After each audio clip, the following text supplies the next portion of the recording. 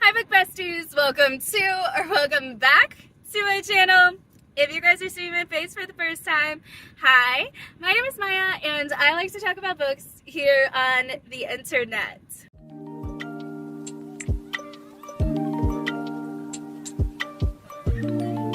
I'm going to do a little bit of housekeeping things here very quickly.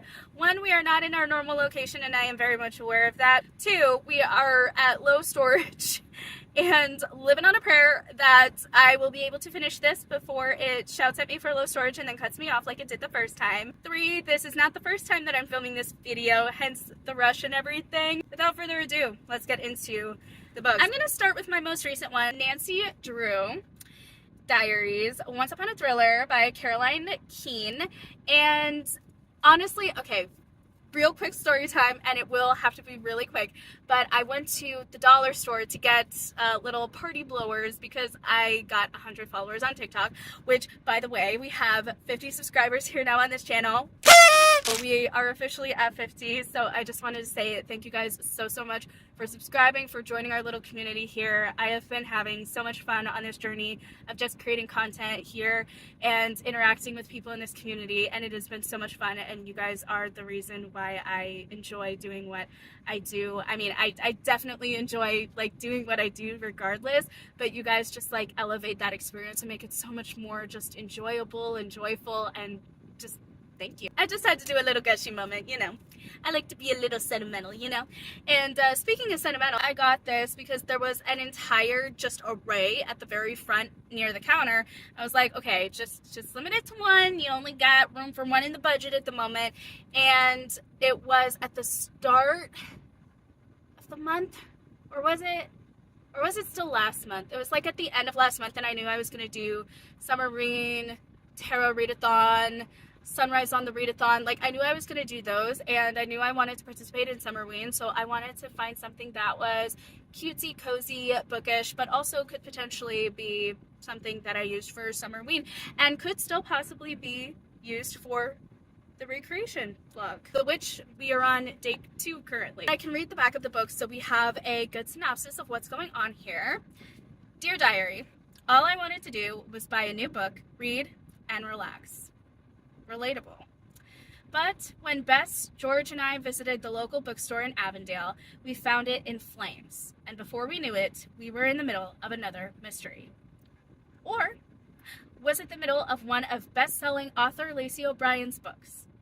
I know it sounds really strange, but it seemed like the mysteries in her books were actually coming alive. First, the fire. Next, a sinking boat. And then, a missing statue.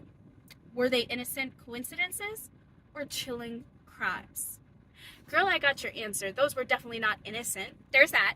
Then I went to Walmart, which I know is typically like for groceries and toiletries and just like daily life essentials, but arguably one could say, and I think, you know, you're here, you're watching this video, so I can maybe safely guess that you would also agree with me that books are also essential to life.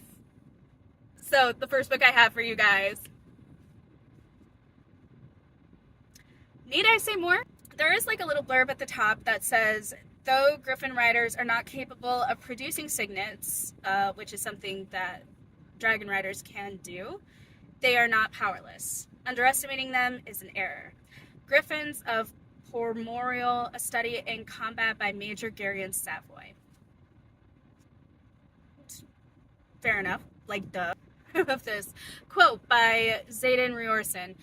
The first year is when some of us lose our lives. The second year is when the rest of us lose our humanity. And quite frankly, I feel like that happens within the first year too, so I don't know, maybe some people come through with their humanity intact. I know if I went to Basgate War College, 1, I would not survive. So I wouldn't even be able to come back. But 2, if I, by some freaking miracle, I survived that, I would not have any humanity left at that point because, my goodness, you go through it. Everyone expected Violet Sorrengail to die during her first year at Basgate War College, Violet included. I would say same, but like, I also knew that there was a series, so I knew she had to at least live through to the next one. potentially, but who knows? The author could have done like an Uno reverse on us and been like, nope, our hero dies, and now we're at a new hero, but like same setting, same world, same everything. An author should do that at some point. That would be interesting. I would greatly like to see the world's reaction to something like that. Anywho, let's keep going. But threshing was only the first impossible test meant to weed out the weak-willed, the unworthy, and the unlucky. Now the real training begins, and Violet's already wondering how she'll get through. It's not just that it's grueling and maliciously brutal, or even that it's designed to stretch the rider's capacity for pain beyond endurance. It's the new vice commandant, who made it his personal mission to teach Violet exactly how powerless she is, unless she betrays the man she loves. Eey. Although Violet's body might be weaker and frailer than everyone else's, she still has her wits and a will of iron. And leadership is forgetting the most important lesson Basgeith has taught her. Dragon riders make their own rules. But a determination to survive won't be enough this year, because Violet knows the real secret hidden for centuries at Basgeith War College, and nothing, not even Dragonfire, may be enough to save them in the end. I mean, if Book 1 had anything to say about it, dragons may not be the most powerful beings. That sounds amazing. I can't wait. I do have a question though, because of where we ended off in the first book.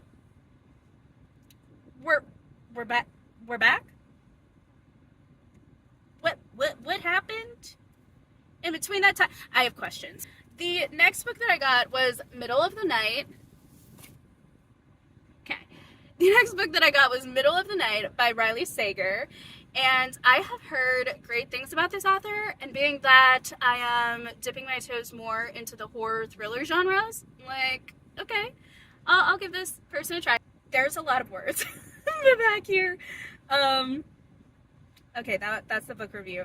So, okay, and this is describing the book. Okay, so the actual summary, like just reading through the back of the book. The worst thing to ever happen on Hemlock Circle occurred in Ethan Marsh's backyard. Ooh. One July night, 10-year-old Ethan and his best friend and neighbor Billy fell asleep in a tent set up on a manicured lawn in a quiet, quaint New Jersey cul-de-sac. In the morning, Ethan woke up alone. During the night, someone had sliced the tent open with a knife and taken Billy. He was never seen again. How do we know it was a knife? Okay. I'll continue. 30 years later, Ethan has reluctantly returned to his childhood home. Plagued by bad dreams and insomnia, he begins to notice strange things happening in the middle of the night. Someone seems to be roaming the cul-de-sac at odd hours, and signs of Billy's presence keep appearing in Ethan's backyard. Is someone playing a cruel prank, or has Billy, long thought to be dead, somehow returned to Hemlock Circle? This is giving a certain vibe. Also, I feel like there's a movie coming out that is very similar to this plot, but like different. And I think it's based off of another person's book. But it's giving similar vibes, so that's all I'm saying. Where like kids go missing, and one person is claimed to be responsible for this, or like blamed for it because no one has the answer, and this just seems like the most logical throwaway explanation because no one else wants to blame other people. And then strange things keep occurring, and specifically to children and in the middle of the night. Why are we targeting children? Is what I want to know. By the way, that's not funny. It's just like The mysterious occurrences prompt Ethan to investigate what really happened that night. A quest that reunites him with former friends and neighbors and leads him into the woods that surround Hemlock Circle. Woods where Billy claimed ghosts roamed, and where a mysterious institute does clandestine research on a crumbling estate. The closer Ethan gets to the truth, the more he realizes that no place, be it quiet forest or suburban street, is completely safe, and that the past has a way of haunting the present. This sounds like psychological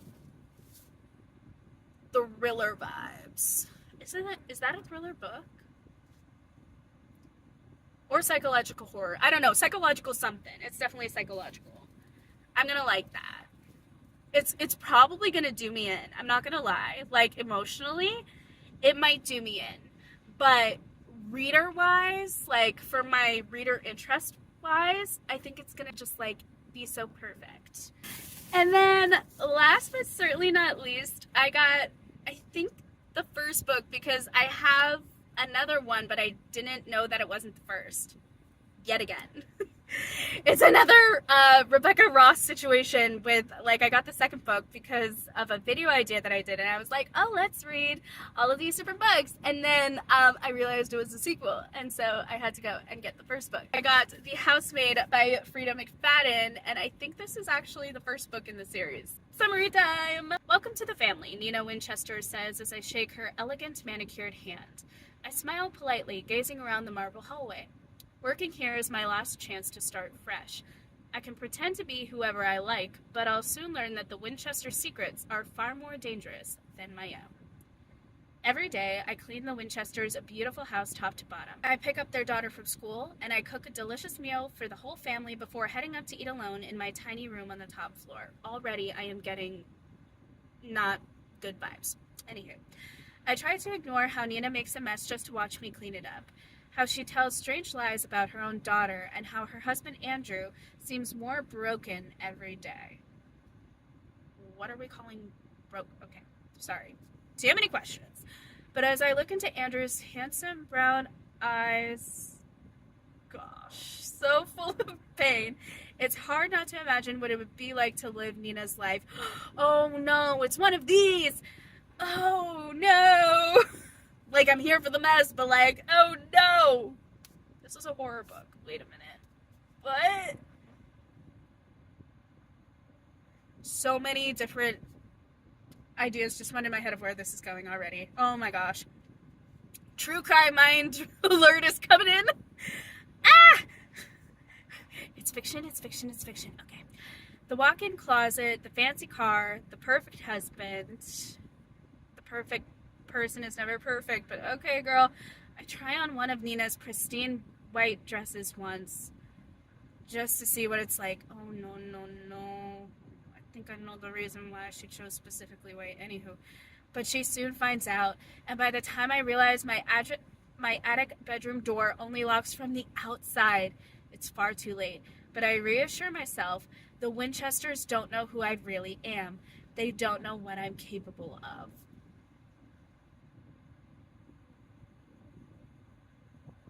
It's fiction, it's fiction, it's fiction. Here's the thing. I am a true crime girly.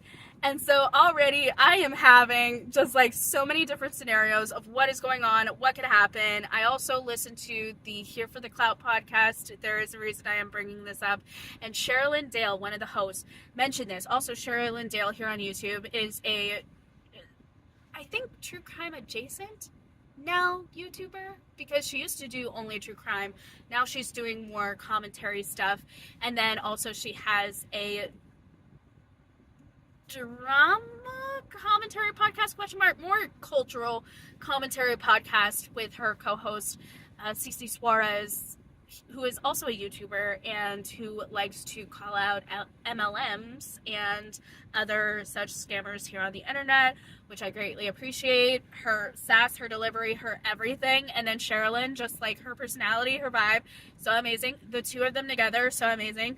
I bring all of that up, though, I am in the true crime space, and so I have heard a lot of different scenarios that are reminiscent of this, which already is like, just, it's fiction, it's fiction, it's fiction.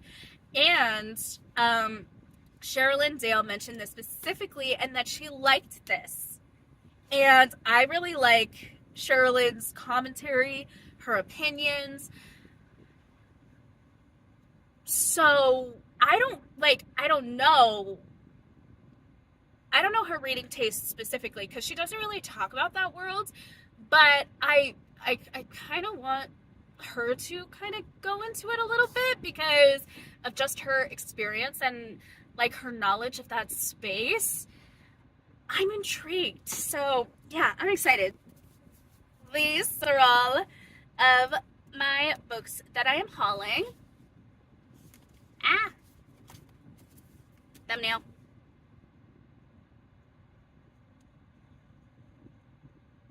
Okay.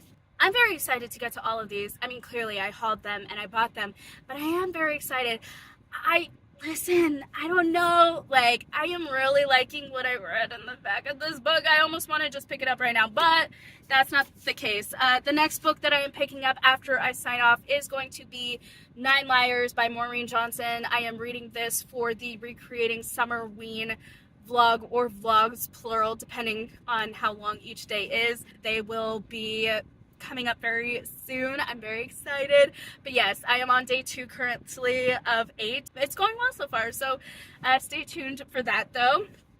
That is all I have for you guys.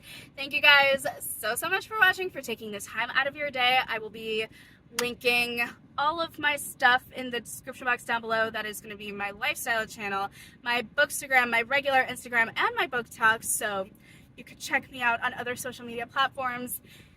Thank you again so much for watching, and as always, thank you guys so much for being the best bookish bestie that ever was, is, or ever will be. I'll see you guys in the next video. Bye!